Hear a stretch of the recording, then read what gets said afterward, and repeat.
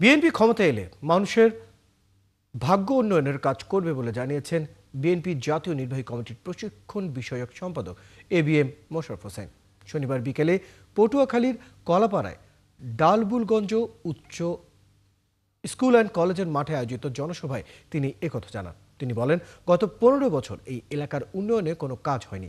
Fascist Awami League উন্নয়নের নামে লুটপাট করেছে। তবে বিএনপি ক্ষমতায় এলে এই এলাকার মানুষের দুর্ভোগ লাঘব হবে বলে জানান তিনি।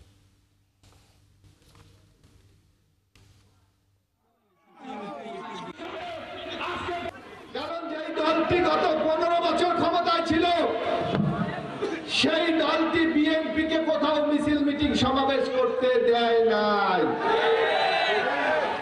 যার কারণে ইচ্ছা থাকা সত্ত্বেও আপনাদের কাছে কিন্তু আমরা আসতে পারি নাই।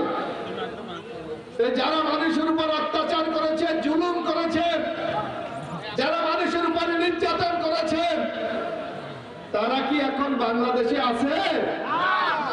কি আছে? আপনারা বলেন, মা বোনরা আছে? তারা বাংলাদেশ থেকে পালিয়ে গেছে।